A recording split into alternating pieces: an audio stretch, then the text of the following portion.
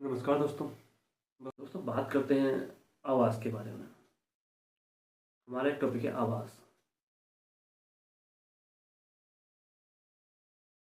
मानव दैनिक कार्य की संपत्ति पर रात्रि के समय में सुरक्षित आवास की आवश्यकता के कारण आवास आवश्यक है।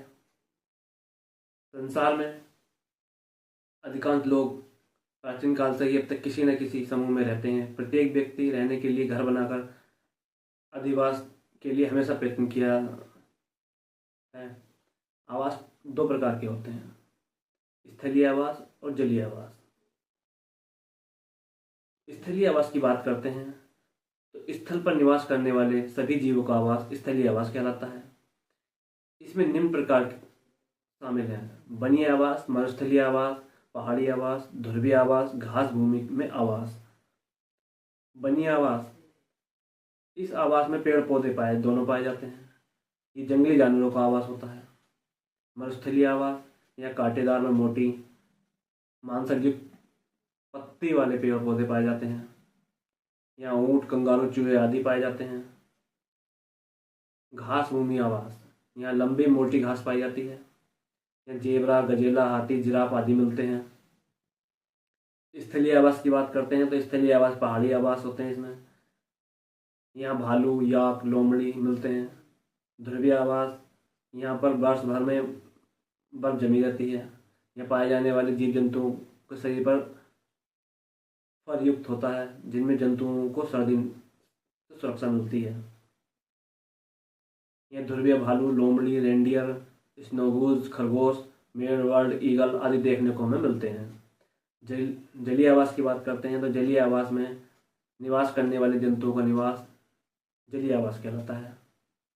दोस्तों, जलीय आवास निम्न प्रकार के होते हैं: ताजा जलीय आवास, नदियों, झीलें, तालाब, झरने आदि पाए जाते हैं। तटवर्ती आवास में यहाँ समुद्री जल व नदियों के ताजे जल का मिश्रण मिलता है। समुद्री आवास में इसमें व्हेल मछली, कछुआ, समुद्री सौंप आदि मिलते हैं। वो में विशिष्ट आवास की बात करते हैं दोस्तों तो घोंसला बनाकर जो रहती है चिड़िया, कबूतर, कंठफोड़वा और बुलबुल। बिल में रहने वाले जीव सांप, चूहा, खरगोश, गोयरा, दीमक, मकोड़े। गुफा में शेर और भालू, लोमड़ी। पेड़ पर रहने वाले जीव बंदर, कौवा, तोता, कमेड़ी, कबूतर। जल में रहने वाले मछली, मगरमच्छ। छत्ता बनाकर रहने वाले जीव मधुमक्खी, ततैया। घर बनाकर रहने वाले चूहे, पालतू पशु, गाय, भैंस, भेड़, बकरी। ये बाड़ा। मानव आवास की बात करते हैं दोस्तों। हमारा कहता है मानव आवास। आवास का तात्पर्य है ये मानव रहने के लिए ईंट, पत्थर, कंकड़, संगमरमर आदि गारे गोबर का बना होता है। इसमें झोपड़ी से लेकर महल तक हो सकता है।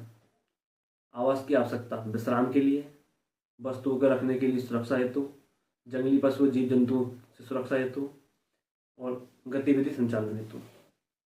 प्रमुख आवास होते हैं इग्लू। ये अंटार्कटिक क्षेत्र में टुंड्रा प्रदेश में निवास करने वाली एस्किमो जनजाति का निवास स्थान है या निवास है। ये लोग हड्डी, खाल, बर्फ से मकान बनाते हैं।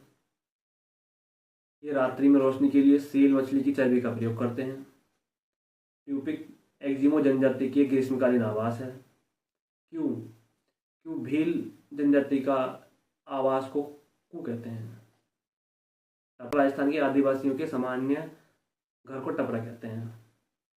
टीपी अमेरिका के रॉकी पर्वत क्षेत्र में रेड इंडियन लोगों द्वारा विसन वैल के चमड़े व बीसों से बने घर को टीपी कहते हैं। भाकर या ढांचा ग्रासिया जनजाति के घर को कहते हैं। यूर्थ गिरगिट जाति के ग्रीष्मकालीन आवास, ये चमड़े के बने होते हैं। दोस्तों, किगीज की बात करते हैं तो अमेरिका में सेमिनोल इंडियन द्वारा बनाए गए घर।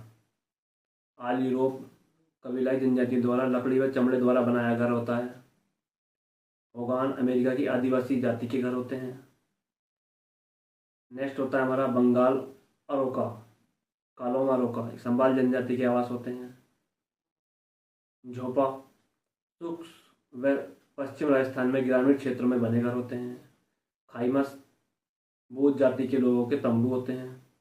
पड़वा राजस्थान के मरुस्थल में बने घरों को पड़वा कहते हैं। भवन निर्माण सामग्री में क्या क्या लगता है? ईंट, पत्थर,